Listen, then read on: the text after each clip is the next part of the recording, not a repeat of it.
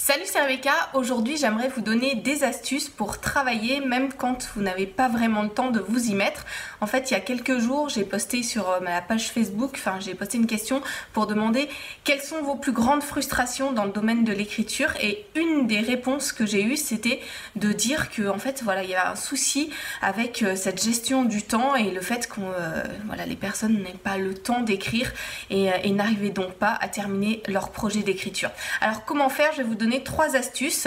La première, c'est de travailler dans ses pensées, de travailler dans sa façon d'aborder les choses et de déjà se recentrer sur la bonne et la véritable question, à savoir quelles sont les priorités dans votre vie. Est-ce que l'écriture, c'est vraiment quelque chose qui vous tient à cœur? Et dans ce cas, comment est-ce que vous pouvez faire pour mettre ça en priorité et pas vous laisser happer par tout ce qu'il y a autour de vous? Ne partez pas avec l'idée déjà négative dès le départ que vous n'allez pas réussir. Mettez-vous dans une pensée positive, à vous dire que vous allez trouver des solutions. Et si vous prenez un petit peu le temps comme ça de noter les choses, très souvent je vous dis c'est important de noter, et prenez un petit peu de temps comme ça pour vous poser, prendre une feuille de papier, un crayon et vous demander ce que vous pouvez mettre en place dans votre vie pour dégager ce temps-là pour écrire, pour vous recentrer sur les bonnes priorités, c'est les choses qui vous tiennent à cœur, et réaliser vos objectifs. On ne peut pas réaliser ces objectifs simplement en se laissant porter comme ça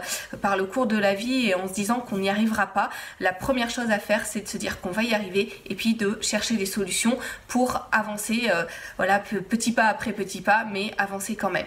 La deuxième chose que vous pouvez faire, si vous avez vraiment l'impression d'être complètement pris par toutes les choses de la vie et de ne vraiment pas avoir le temps d'écrire, c'est de travailler un petit peu différemment à votre roman, ou ça peut être aussi une bonne solution pour les jours où vous êtes vraiment fatigué, ou vous êtes peut-être un petit peu découragé, ou vous savez pas trop, vous n'avez vraiment pas la possibilité de vous mettre devant votre ordinateur ou devant votre cahier, prendre un crayon et avancer concrètement votre roman.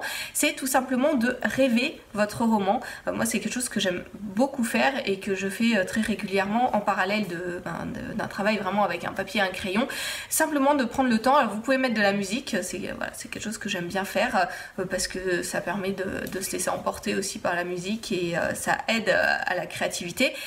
Je me mets de la musique dans les oreilles et puis je passe un moment simplement de détente à imaginer certaines des scènes de mon roman. Alors, c'est pas des choses aussi structuré que quand on prend un papier et un crayon.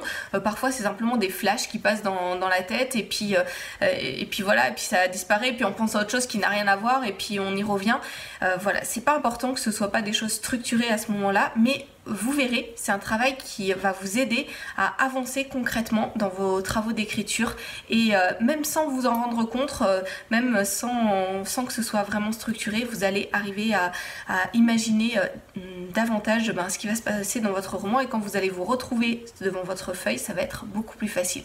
Donc c'est la deuxième chose. Première chose, vous recentrez sur les bonnes priorités. Deuxième chose, c'est de rêver votre roman, de travailler un petit peu différemment. Alors, il y a d'autres choses que vous pouvez faire pour travailler un petit peu différemment, hein. Si un jour vous êtes fatigué, etc., ça peut être aussi pas mal de rechercher des images qui vous font penser à votre roman. Soyez créatifs pour trouver d'autres manières de travailler, peut-être un petit peu plus ludiques, différentes, qui vous aideront à avancer quand même dans votre projet d'écriture. Et troisième petit conseil, ça va être d'avancer, de ne pas avoir peur d'avancer par petits pas. Encore aujourd'hui, je répondais à un commentaire d'une de mes abonnées sur une des vidéos YouTube, qui me disait moi j'ai jamais terminé un roman, mais cette année je me suis fixé comme objectif d'avancer, d'écrire 2 pages par jour. C'est pas beaucoup, mais je vais m'y tenir.